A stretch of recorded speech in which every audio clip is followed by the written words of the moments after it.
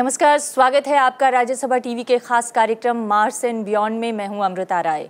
Mars and beyond यानी मंगल के पार विज्ञान की पहुंच और हमारी उपलब्धियों पर हम कर रहे हैं आज खास चर्चा। आने वाले पूरे 1 महीने हम देश में विज्ञान की प्रगति और उपलब्धियों पर करेंगे बात। मौसम से लेकर अंतरिक्ष और तमाम ग्रहों तक हमारी पहुंच कैसे बढ़ी, साइकिल पर रॉकेट लेकर चलने वाला देश मंगल पर अपने उपग्रह भेजने और विदेशी सैटेलाइट्स को अपने देश से प्रक्षेपित करने की दिशा में कितना दूर पहुंचा और विज्ञान की उड़ान अब आगे किस ओर जाने वाली है, इन तमाम जानकारियों से कराएंगे आपको रूबरू। और इस हफ्ते हम चर्चा कर रहे हैं मौसम विज्ञान की।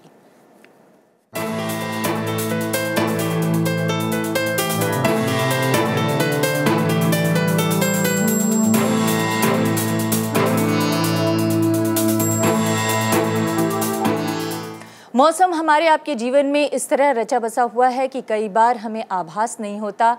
गर्मी, सर्दी, बारिश सामान्य रूप से हमारी बातचीत के हिस्सा होते हैं, लेकिन सूखा, आंधी, तूफान, बाढ़, सुनामी जैसी आपदाएं भी बरसों तक हमारे ज़हन से उतर नहीं पाती।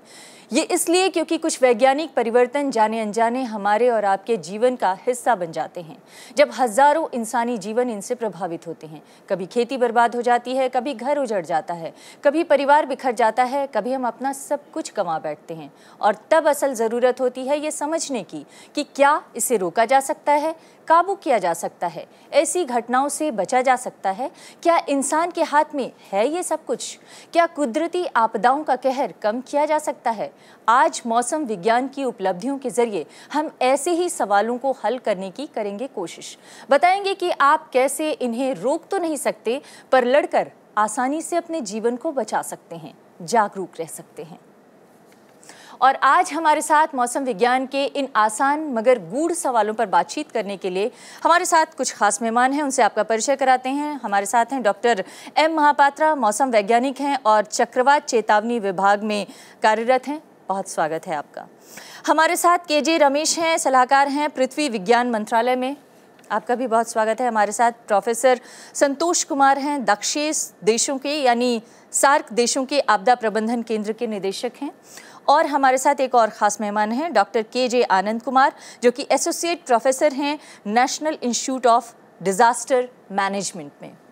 आप सभी मेहमानों का बहुत बहुत स्वागत है। मैं अपने दर्शकों से भी ये गुजारिश करना चाहूँगी कि आपके पास इनसे पूछने के लिए अगर कोई सवाल है तो हमारे स्क्रीन पर दिए नंबरों पर आप भी फ़ोन कर सकते हैं। और नंबर एक बार फिर से मैं दोहरा देती हूँ आपके लिए। अगर दिल्ली से बाहर से आप फ़ोन कर रहे हैं तो 011 पहले डायल करें, जो दिल्ली का कोड नंबर है। और इसके अलावा हमारा नंबर है 230933926 और एक और नंबर है 230942996। इन दोनों ही नंबरों पर आप फ़ोन करके अपने सवाल इन ख़ास विशेषज्ञों से पूछ सकते हैं। लेकिन इस चर्चा में हम आगे बढ़े उससे पहले आइए आपको दिखाते हैं एक रिपोर्ट।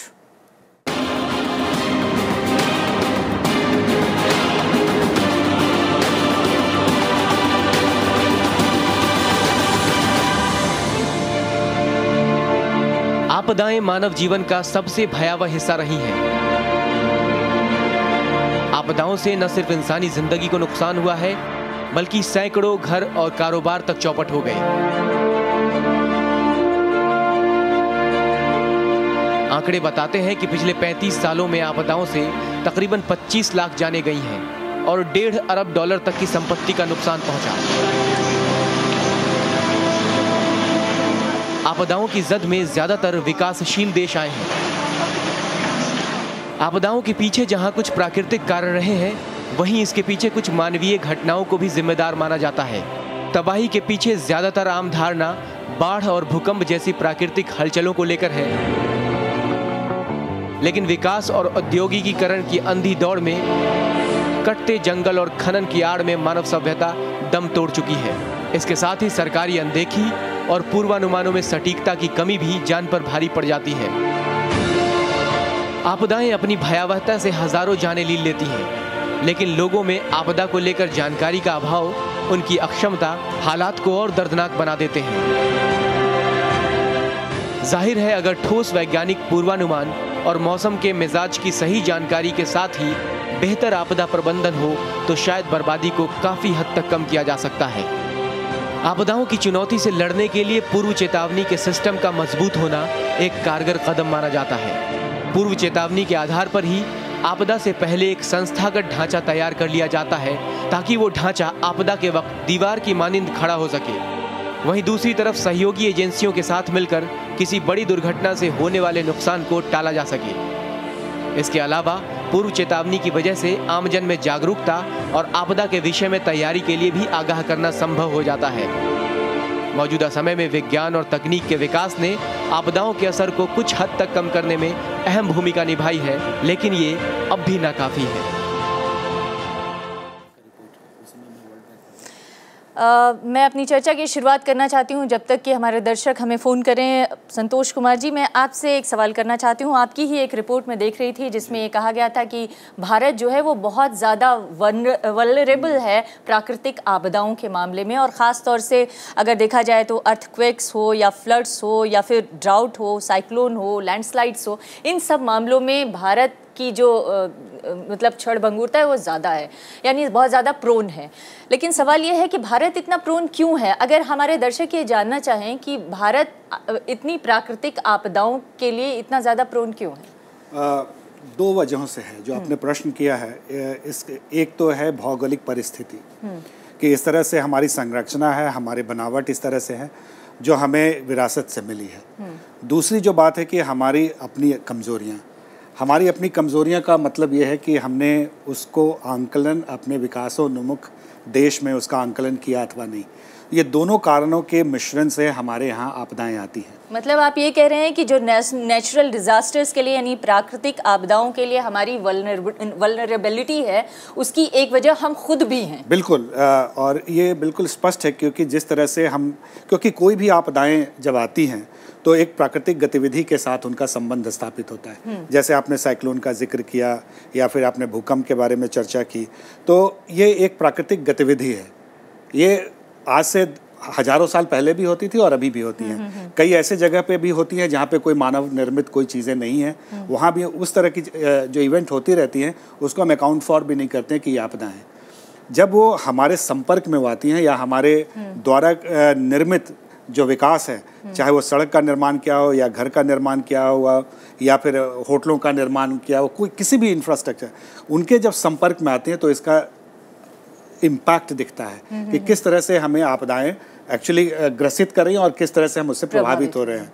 तो ये दोनों के संदर्भ में देखा जाए, इस तरह से हमारे यहाँ 32 और 33 तरह की आपदाओं का जिक्र है। हमारे वैज्ञानिकों ने इसको चिन्हित किया है कि हमारा देश 33 तरह के आपदाओं से प्रभावित हो सकता है। और आपकी रिपोर्ट में ये भी कहा गया है कि 2% जीडीपी का सालाना लॉस होता है और 12% रेवेन्यू का सालाना लॉस होता है। इसमें जो आर्थिक रूप से जो नुकसान है, एक जन हानि तो होती है, उसके साथ आर्थिक नुकसान इसका बहुत भयावह है। भयावह ये है कि अगर आप देखें खास करके कि जो 2% की बात है कि 2% हमारे सकल जो उत्पादन है, घरेलू उत्पाद है, उसका 2%। अगर $1 ट्रिलियन इकॉनमी हमारा देश है तो आप समझ लें कि करीब करीब 40 से 50 हज़ार करोड़ रुपए का नुकसान अगर 2% अगर देख लें तो उसका अनुमान जो औसतन हमारे देश में आपदाओं से हो रहा है। साथ ही साथ 12%, 12.5% जो टोटल रेवेन्यू है उसका ये आंकलन करें। खास करके ये अगर आप पूरे कंट्री के और पूरे देश के इसमें देखें तो शायद बहुत छोटा लगता हो, 23,000 40,000, लेकिन एक राज्यों के परिप्रेक्ष्य में चले जाएं, अगर राज्यों को देखें, आप देखें आपदाओं से जो लगातार ग्रसित प्रदेश हैं वहाँ आप देखें कि गरीबी और विकास सबसे ज़्यादा कम हुआ है। जैसे आप चाहे वो बिहार की बात करें, चाहे आसाम की बात करें, चाहे राजस्थान की बात करें, इस तरह से कई बहुत जो जिसकी बारंबारता जो कहते हैं फ्रीक्वेंसी बहुत ज़्यादा हो आपदाओं की, वहाँ इसका इकोनॉमिक इम्पैक्ट भी बहुत ज़्यादा, इकोनॉमिक इम्पैक्ट और सोशल इम्पैक्ट। तो ये जो 2% है, ये केवल मैं एक चीज़ साफ करना चाहता हूँ कि ये केवल 4 बड़े आपदाओं के संदर्भ में इसको देखा गया था, विश्लेषण किया गया था। उसमें वो एक उड़ीसा का साइक्लोन था, आंध्रा का साइक्लोन था, गुजरात का अर्थक्वेक था और एक हमारे महाराष्ट्र लाटूर अर्थक्वेक था। ये 4 के आधार पे एक स्टडी किया गया था उसका। लेकिन अभी जो पिछले दशक में जो जिस तरह से आपदाएं बढ़ी हैं, तो मैं निश्चित रूप से ये कह सकता हूँ अगर उसका बेस लाइन लिया जाए 2% का, तो आगे बहुत बड़ा नुकसान जो हमें दिखता है कि ये 4। आप ये कह रहे हैं कि अभी जो ये नुकसान है ये कम है, हो सकता है आने वाले दिनों में और भी नुकसान हो। लेकिन केजे आनंद कुमार साहब, मैं आपके पास आना चाहती हूँ। अभी संतोष कुमार जी ने कहा कि ये जो नुकसान आप देख रहे हैं ये हम बहुत सीमित मात्रा में इसका आकलन कर पा रहे हैं, लेकिन बड़े तादाद में देखा जाए और हाल के अगर डिजास्टर्स को देखा जाए तो ये नुकसान और कहीं ज़्यादा बड़ा हो सकता है। मेरा सवाल ये है कि हमने प्रगति के नए आयाम छुए हैं, हम ज़्यादा विकास की तरफ बढ़ रहे हैं, हम ज़्यादा अवेयर हो रहे हैं, जागरूक हो रहे हैं, बावजूद इसके हम उन प्राकृतिक आपदाओं को काबू क्यों नहीं कर पा रहे हैं और क्यों हम उसके नुकसान में पड़ते जा रहे हैं? इसकी वजह क्या देख रहे हैं आप? काबू तो एक्चुअली हम लोग करना बहुत मुश्किल है, लेकिन जब हम लोग समझ पा रहे हैं इस टाइप का कुछ हो रहा है, तो हम लोग इसका प्रिकॉशन और या प्रिपेयर्डनेस बोलते हैं हम लोग का, तैयारी कर सकते हैं। तैयारी का करने के लिए पहले तो हम लोग को कम्युनिटी को पहले अवेयरनेस करना पड़ेगा।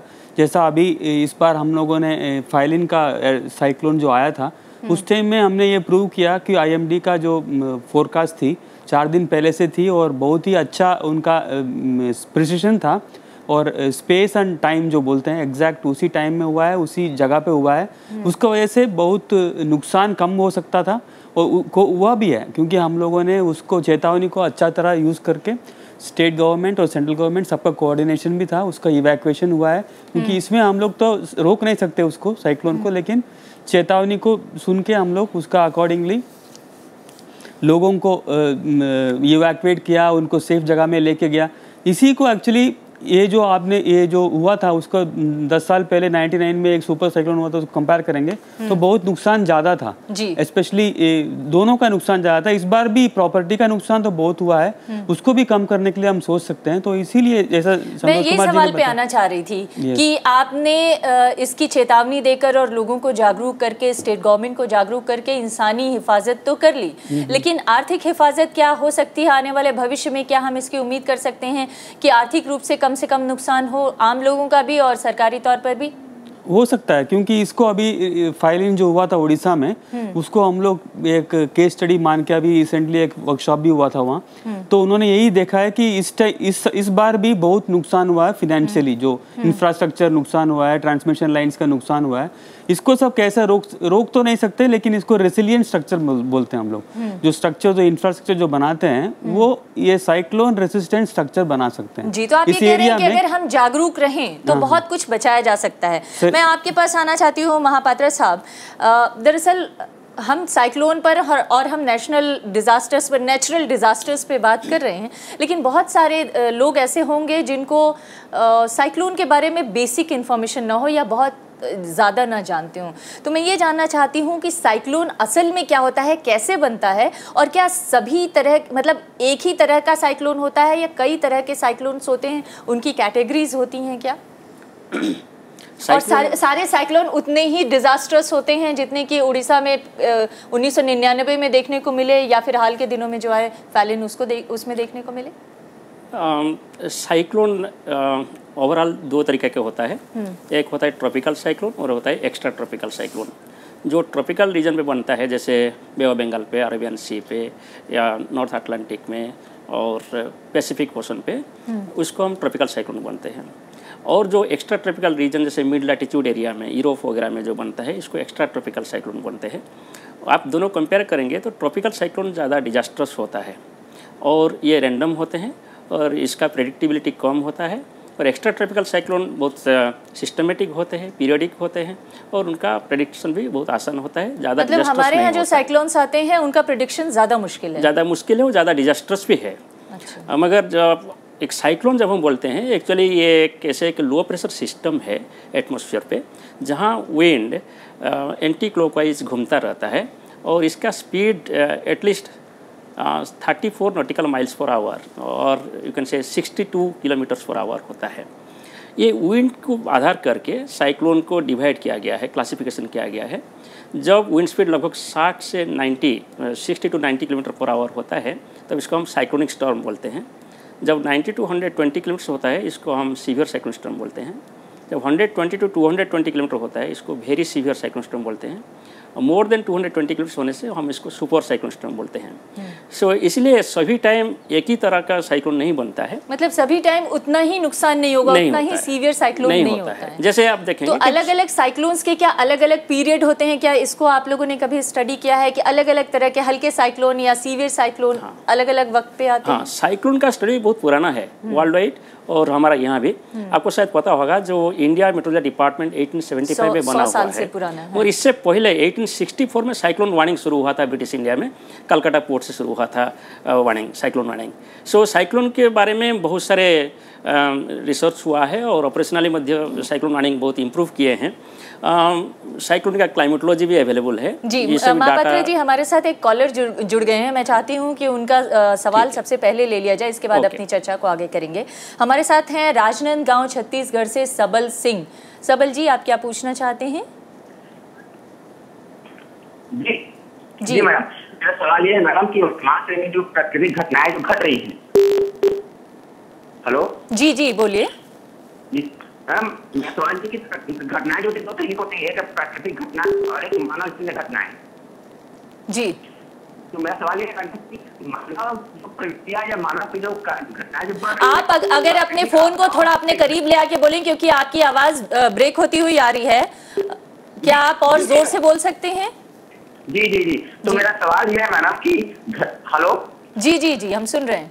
मेरा सवाल ये मैडम कि प्राकृतिक जो घटनाएं होती हैं, आपदाएं वो दो तरीके की होती है, एक प्राकृतिक और एक मानव जन्य। जी, तो मेरा सवाल ये है मैडम, प्राकृतिक घटनाएं जो घटती है उसको हम रोक तो नहीं सकते, लेकिन जो मानवकृत जो घटनाएं हैं वो प्राकृतिक आपदाओं को बढ़ाने में कितना योगदान। जी, अच्छा सवाल है आपका। सवाल बहुत अच्छा है। ये बोल रहे हैं कि मानव निर्मित जो आपदाएं आती हैं, क्या उसको हम कम कर सकते हैं? अगर प्राकृतिक आपदाओं को तो कम नहीं किया जा सकता है, लेकिन मानव निर्मित आपदाओं को कम किया जा सकता है क्या? मैं चाहती हूँ आप इसका जवाब दें।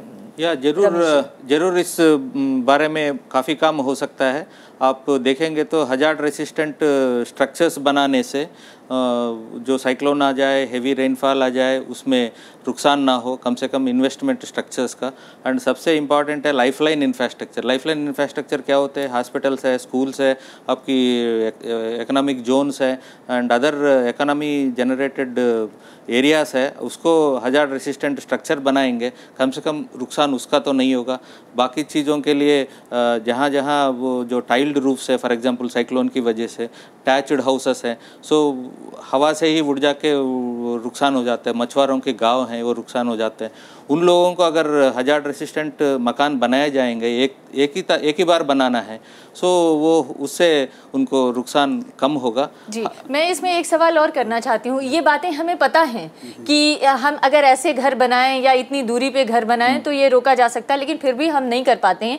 दूसरा सिर्फ साइक्लोन क्यों, बाढ़ से अभी हमने देखा उत्तराखंड में कितनी भारी तबाही हुई, और इस साल भी जो लगातार बारिश हो रही है उससे भी जो नदी के किनारे बसे घर हैं या इमारतें हैं वो लगातार गिर रही हैं और ध्वस्त हो रही हैं। तो क्यों नहीं हम उससे सबक सीख पा रहे हैं? दोनों आपके सवाल और जो प्रश्न उन्होंने किया है, दोनों का मैं एक सामूहिक रूप से जवाब देना चाहूँगा। और जो हमारे मित्र संक्षेप में जो हमारे मित्र रमेश जी ने कहा कि ये जो आपदाएं होती हैं, जो माफ कीजिएगा संतोष जी, मैं इस सवाल का जवाब ब्रेक के बाद लूंगी, क्योंकि हमारा वक्त हुआ एक ब्रेक का। ब्रेक के बाद लौटती हूँ तो इस सवाल का जवाब लेंगे।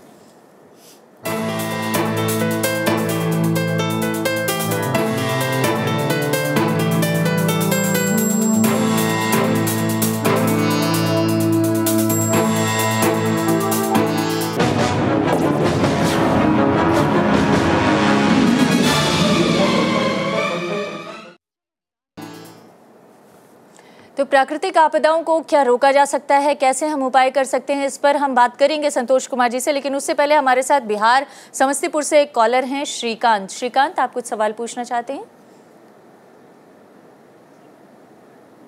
श्रीकांत जी, क्या मेरी आवाज आ रही है आप तक?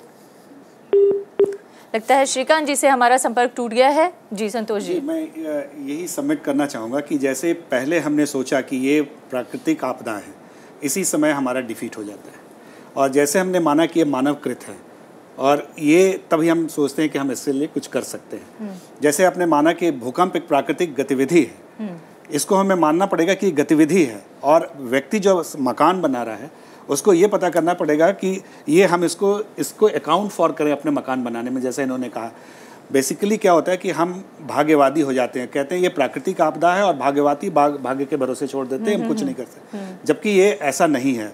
कोई भी आपदा, मेरी अपनी जो व्यक्तिगत सोच है, मैं ये कहता हूँ कि कोई भी आपदा प्राकृतिक आपदा नहीं है।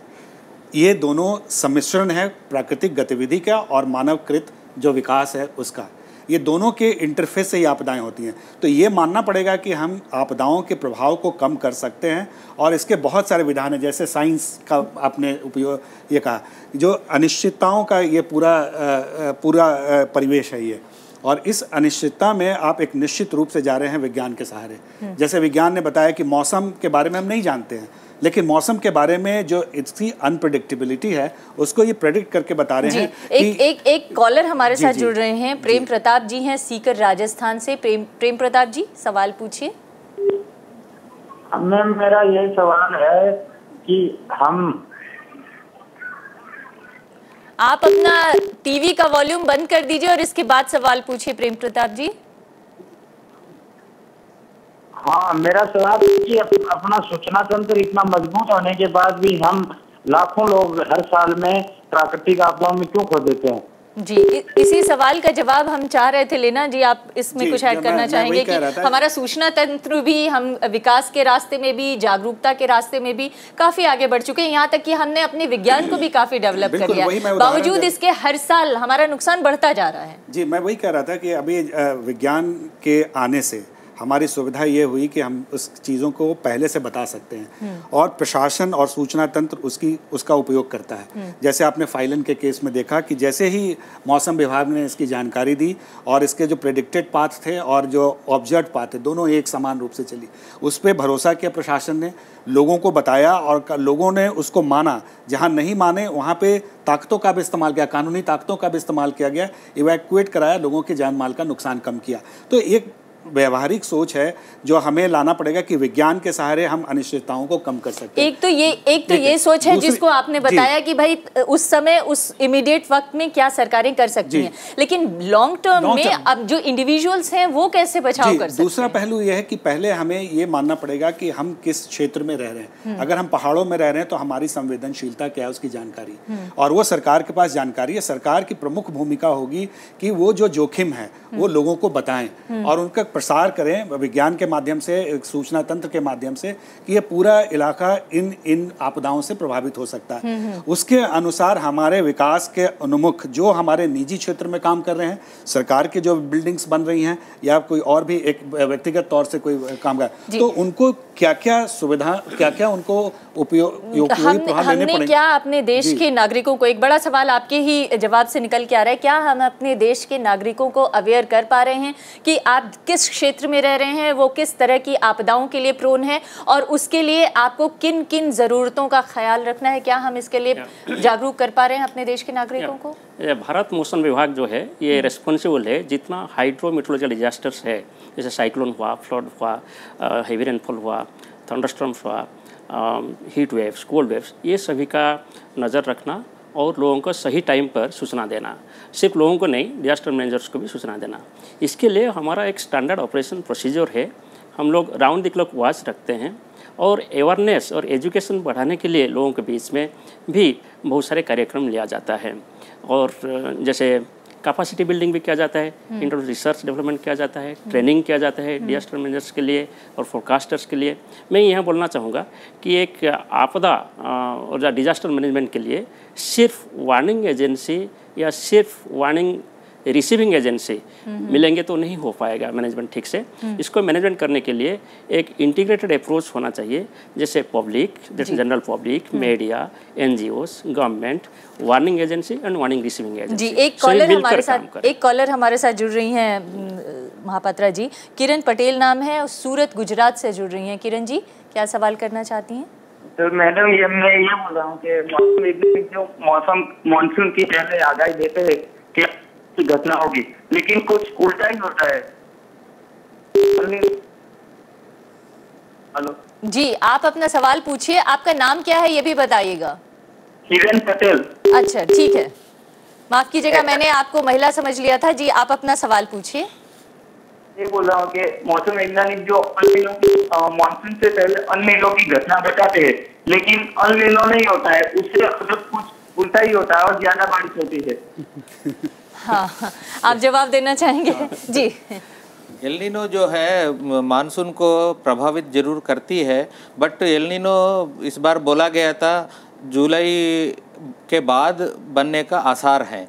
जुलाई के बाद बनने का आसार होगा तो जुलाई तक तो मानसून का ऊपर उसका असर नहीं होगा, मगर ये चीज़ तो लोगों को नहीं बता दिया जा रहा है। लोगों को बता दिया जा रहा है एल नीनो की फोरकास्ट हो गई है, उसकी वजह से नुकसान होगा। बट वेरा जुलाई में देखिए बढ़िया मानसून हुई।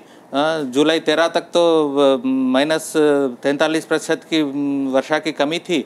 उसके बाद जुलाई अंत तक आप देखेंगे 17% की कमी रह गई। मतलब कम से कम अब 22-23% का मानसून की कमी में वृद्धि हुई है। सो एल नीनो अफेक्ट तो करती है, बट अभी इस बार तो एल नीनो बनी नहीं है। बनने से पहले ही ये सब पब्लिसिटी हुई है पेपरों की वजह से। आप ये कह रहे हैं कि दुष्प्रचार हुआ है? दुष्प्रचार हुआ, नेगेटिव कैंपेन हुई है, उसकी असर अभी तक बनी नहीं है। नहीं, लेकिन आप ये बताइए ना, कोई दुष्प्रचार क्यों करेगा अगर आप लोग इस तरह की सूचनाएं नहीं देंगे तो? क्योंकि पत्रकारों को नहीं पता होता है मौसम की भविष्यवाणी कैसे हमसे नहीं दिया गया। इंटरनेशनल प्रेस से लोग उठाते हैं and that was highlighted beyond the precision. Whereas मौसम विज्ञान ने कहा था एल नीनो का आसार है अगस्त में सितंबर में होने का।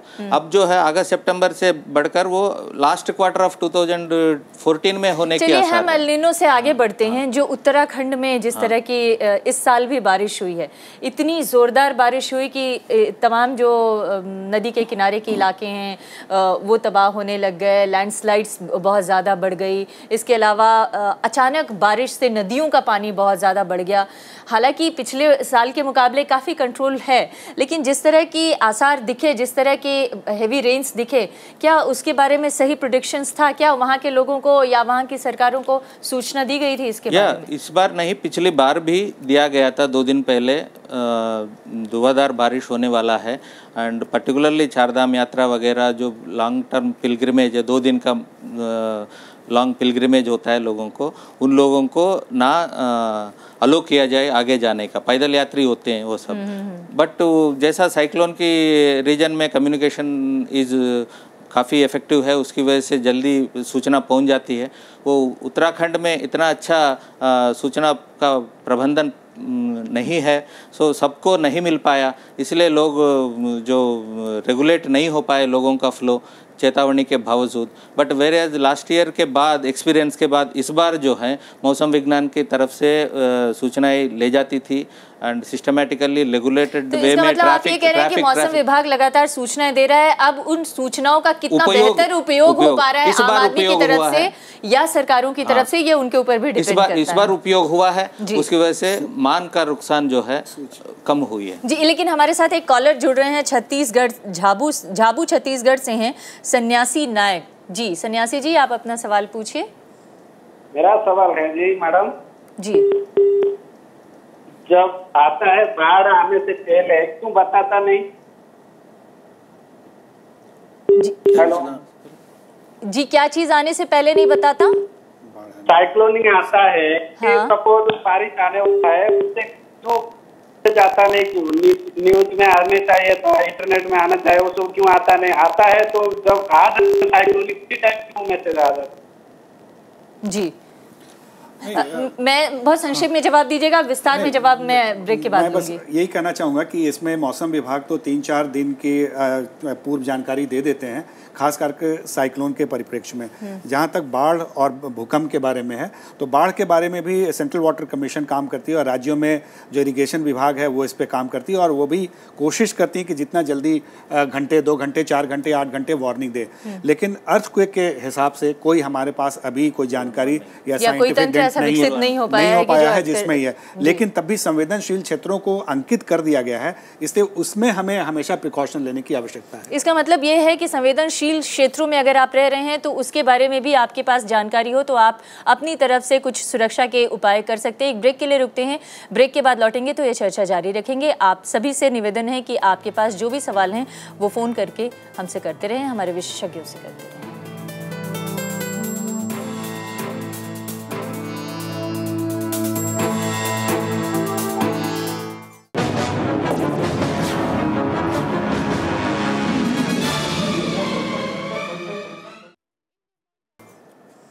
अपनी चर्चा की शुरुआत करें और आगे बढ़ाएं उससे पहले हमारे साथ समस्तीपुर बिहार से एक कॉलर श्रीकांत जुड़ रहे हैं। श्रीकांत जी, आप अपना सवाल पूछिए।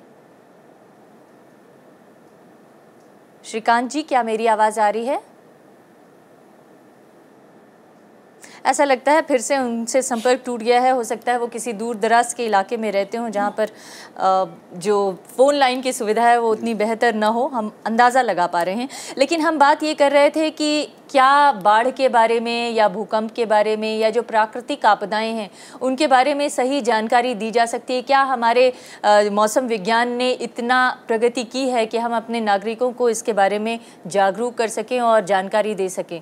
जी, मैं चाहती हूँ आप इसका जवाब दें आनंद कुमार जी।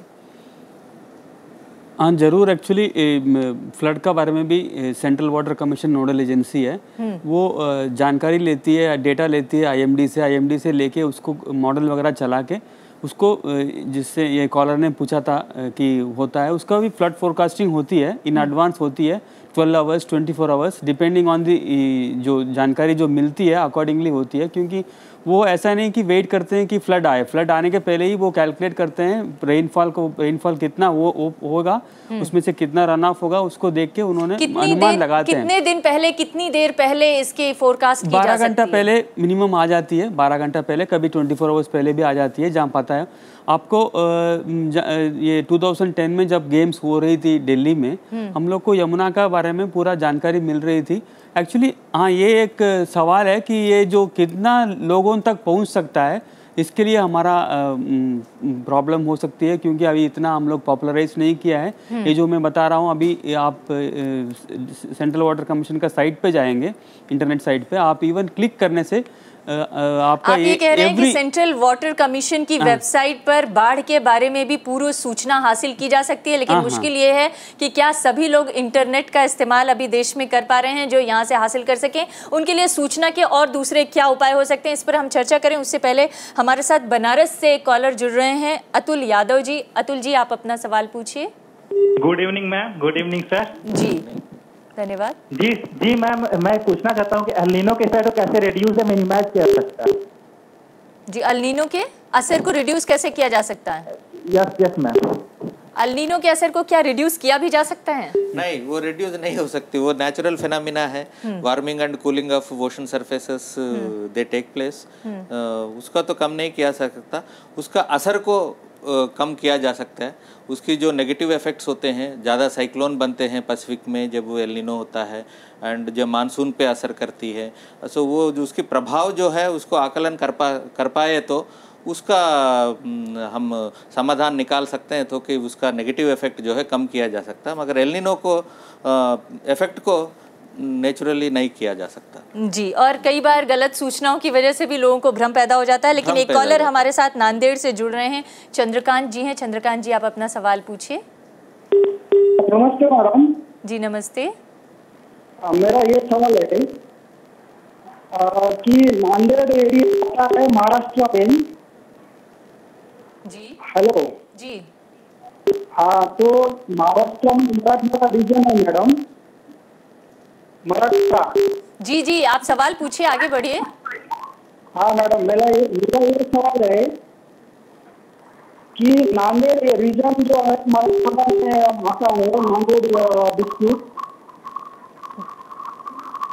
जी, वहाँ पर अभी अगस्त चल रहा है, लेकिन उस तक सूखा पड़ा हुआ है। आप अपने टीवी का वॉल्यूम बंद करके इसके बाद सवाल पूछें, और एक लाइन में सवाल पूछें तो ज़्यादा बेहतर होगा चंद्रकांत जी, क्योंकि हमें आपकी आवाज़ साफ नहीं सुनाई पड़ रही है।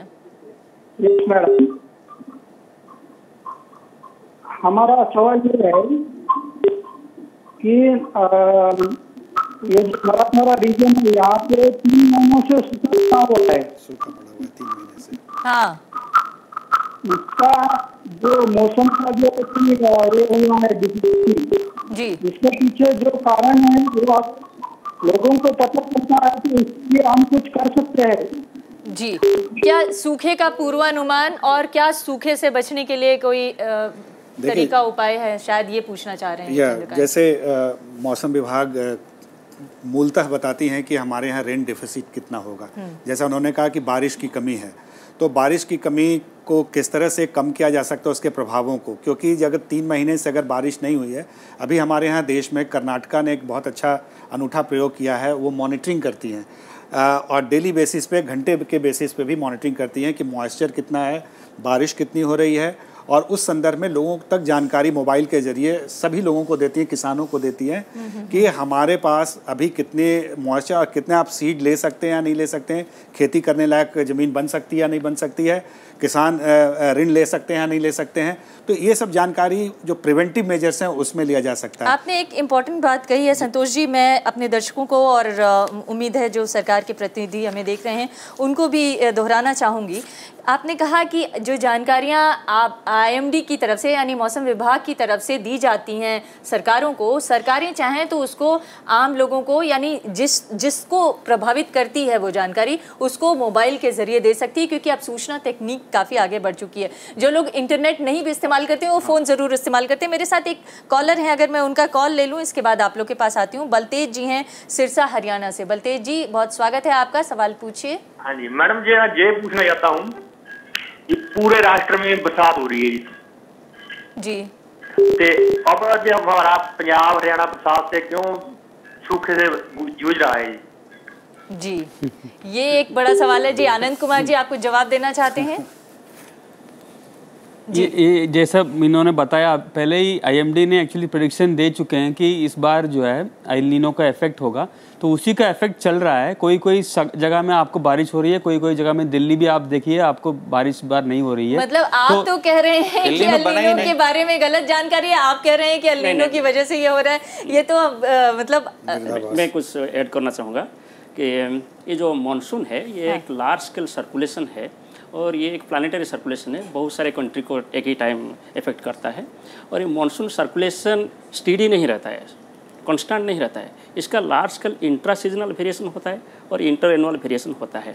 इसके लिए हम लोग इसको डेली मॉनिटरिंग करते हैं, राउंड द क्लॉक वॉच रखते हैं और इसका डिफरेंट तरीके में फोरकास्ट भी देते हैं। जैसे शॉर्ट रेंज फोरकास्ट होता है, नेक्स्ट 3 दिन में क्या होगा, नेक्स्ट 5 दिन में क्या होगा। मीडियम रेंज फोरकास्ट होता है, नेक्स्ट 1 वीक में क्या होगा। एक्सटेंड रेंज फोरकास्ट हम लोग देते हैं, नेक्स्ट 2 वीक्स में क्या होगा। और लॉन्ग रेंज फोरकास्ट देते हैं कि नेक्स्ट सीजन में क्या होगा। जैसे आनंद कुमार जी बोल रहे थे, नॉर्थ वेस्ट इंडिया के लिए हम लोग फोरकास्ट दिए थे मैंने in the beginning of monsoon season कि नॉर्थ वेस्ट इंडिया में बारिश अच्छा नहीं होगा। अच्छा, वहाँ पे मतलब आप ये कह रहे हैं कि नॉर्थ वेस्ट इंडिया में एल नीनो का असर होगा लेकिन बाकी इंडिया में नहीं होगा। हम एल नीनो के बारे में नहीं बोल रहे हैं, जो हमारा जो लॉन्ग रेंज फोरकास्ट है ये बहुत सारे पैरामीटर्स को लेकर पर्यवेसित है, ये सिर्फ एल नीनो नहीं है इसमें जी। बहुत अच्छा, सारे पैरामीटर। मैं एक आम आदमी सवाल पूछना चाहते हैं, मैं चाहती हूँ कि वो जरूर अपना कॉल कर सकें। जयपुर से हमारे साथ अभिनव जुड़ रहे हैं। अभिनव हेलो जी। जी नमस्ते मैम। नमस्ते मैडम, मैं ये जानना रहा हूँ कि हमें जब आपदाओं का एरिया पता है लगभग कि कहाँ पे आपदाएं आती हैं? जी, आमतौर पे सबको पता होता है, जो जिस एरिया में रहता है उसको आए दिन इस तरह की प्राकृतिक आपदाओं से जूझना पड़ता है, इसलिए सबको पता होता है। लेकिन आप सवाल क्या पूछना चाहते हैं? मेरा सवाल ये है मैडम कि जो वहाँ का जो स्थानीय प्रशासन है, लोकल प्रशासन है, उसके लिए हम लोग कुछ ऐसे प्रावधान कर सकते हैं कि उनकी जवाबदेही का तय हो। जवाबदेही तय करने का काम वैसे वैज्ञानिक तो नहीं करते हैं, लेकिन मैं चाहूंगी कि आप अगर इसमें कुछ सुझाव देना चाहें। सबसे पहली तो बात ये मैं कहूँगा कि अगर आपदाओं के बारे में जानकारी है तो एक प्रबुद्ध नागरिक होने के नाते पहली जिम्मेदारी तो अपनी होती है कि अगर ये सूचना हमारे पास है, जैसे जनता की होती है, जैसे डॉक्टर के पास आप जाते हैं, डॉक्टर कहता है कि अगर व्यक्ति बीमार है तो पहली जिम्मेदारी उस व्यक्ति की होती है। तो यहाँ पे पहली जिम्मेदारी अपनी सुनिश्चित करें। जहाँ तक आपने एक सरकारी प्रशासन में बात करी वो बहुत सही है और इसीलिए भारतवर्ष में 2005 में एक अधिनियम एक्ट आया जिसको आपदा प्रबंधन अधिनियम कहते हैं और उस अधिनियम में सारे प्रावधान दिए गए हैं आपदाओं को कम करने के लिए किसकी जिम्मेदारी क्या है, राष्ट्रीय स्तर पे, राज्य के स्तर पे और स्थानीय स्तर पे, और इसमें हर व्यक्ति की जिम्मेदारी भी सुनिश्चित की गई है। तो मेरा ये मानना है कि लेकिन आपदा प्रबंधन का जो विषय ऐसा है कि केवल सरकार के अधिनियम और उससे नहीं चल सकता, मतलब सिर्फ कानून और संयम से नहीं बल्कि आम आदमी अपनी जिम्मेदारी और संयम करे तभी शायद इन आपदाओं को रोका जा सकता है। एक ब्रेक के लिए रुकते हैं, ब्रेक के बाद लौटेंगे इस चर्चा पर।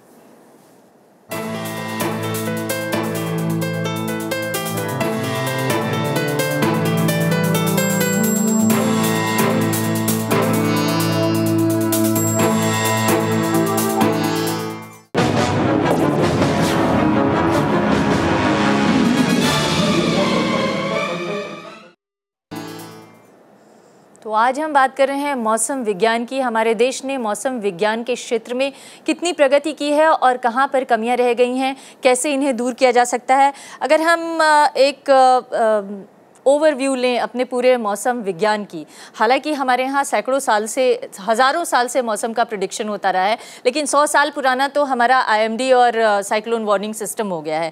आज हम इस स्थिति में हैं कि हम लाखों किसानों को SMS के थ्रू सचेत कर रहे हैं, जागरूक कर रहे हैं कि यहाँ पर ये स्थिति उत्पन्न होने वाली है। बावजूद इसके और क्या क्या किए जाने की ज़रूरत है, हमारी अचीवमेंट्स कहाँ तक पहुँची हैं और उसमें नया क्या आयाम जुड़ सकता है। मैं आपको ये सूचना दूं कि रिसेंटली एक सर्वे हुआ था साउथ एशियन रीजन के लिए कि डिजास्टर मैनेजमेंट के लिए which component is most important.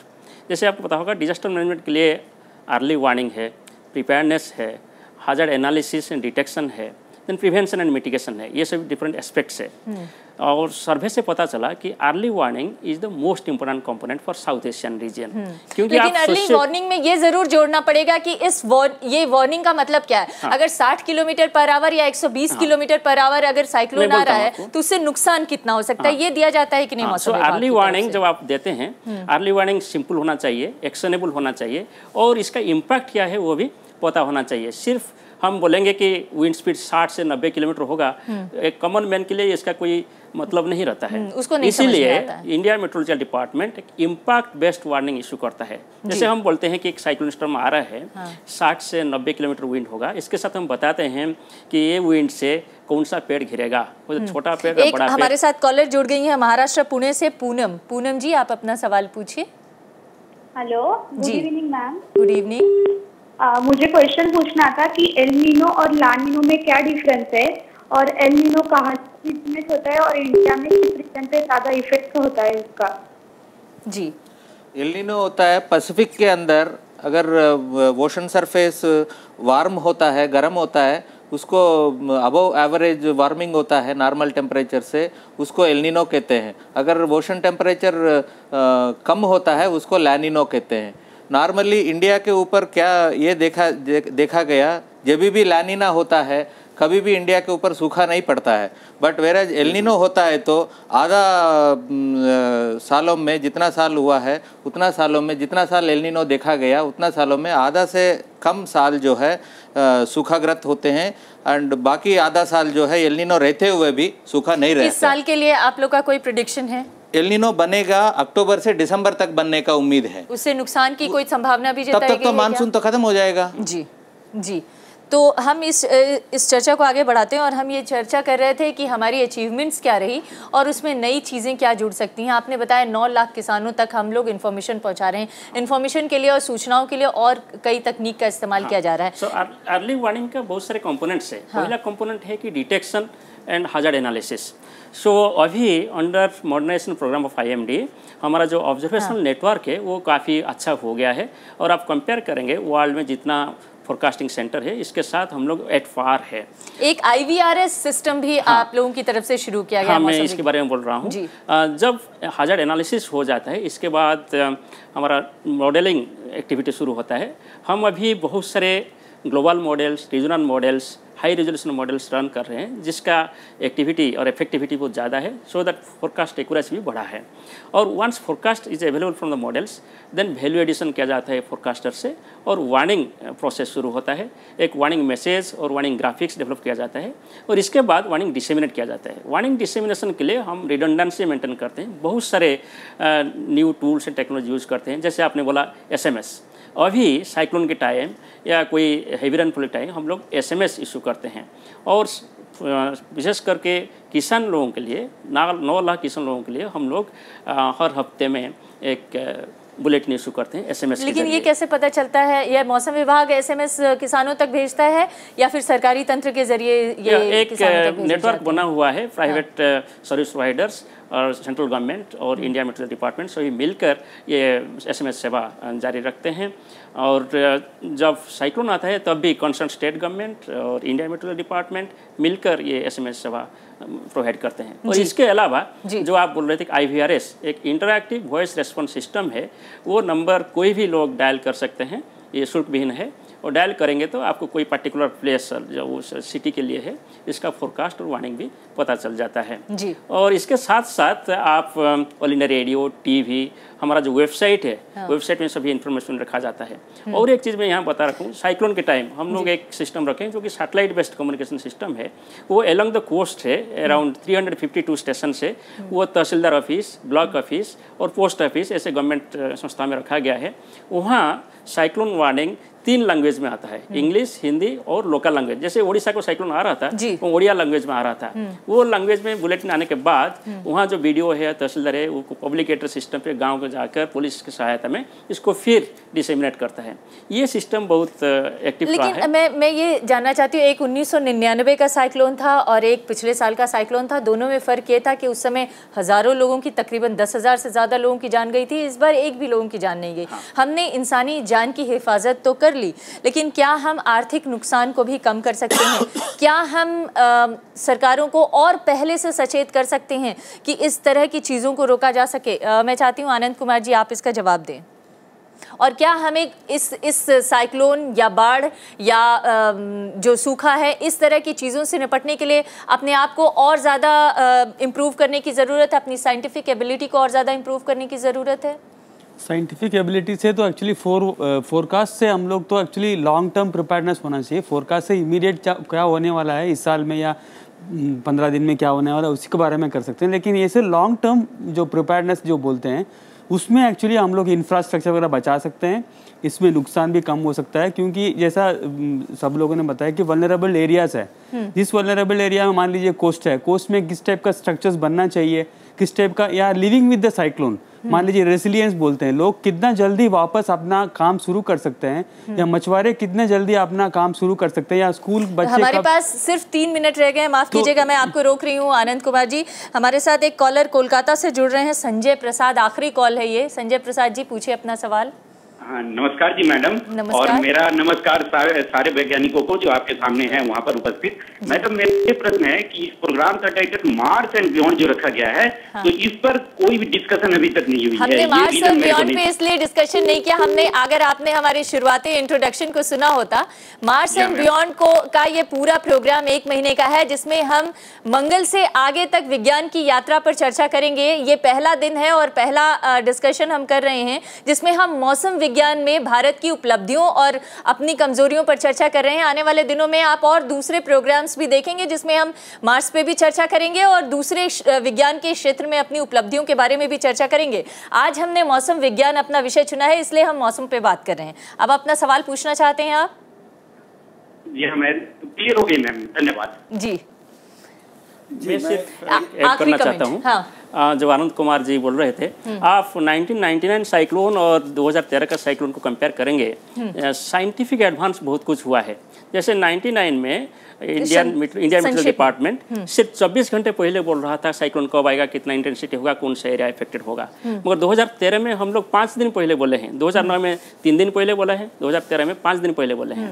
उम्मीद है कि आने वाले दिनों में अगर हम इसे हफ्ते 2 हफ्ते और टाइम बढ़ा दें तो सरकारों को भी और आम आदमी को भी अपनी सुरक्षा के लिए ज्यादा मौका मिल जाएगा और वो बेहतर तरीके से इससे निपट पाएगा। और इससे भी ज्यादा जरूरी ये है कि वो लोगों को ज्यादा से ज्यादा जागरूक किया जाए ताकि वो ये समझ सके कि दरअसल वो किन इलाकों में रह रहे हैं और वहां पर उन्हें किस तरह की सावधानियां बरतने की ज़रूरत है। मौसम विज्ञान की कामयाबी हमारे देश में तभी मानी जाएगी। बहुत बहुत शुक्रिया हमारे इस चर्चा में शामिल होने के लिए और उन तमाम दर्शकों का भी मैं शुक्रिया अदा करना चाहूँगी जिन्होंने हमारे इस कार्यक्रम को सफल बनाया। नमस्कार।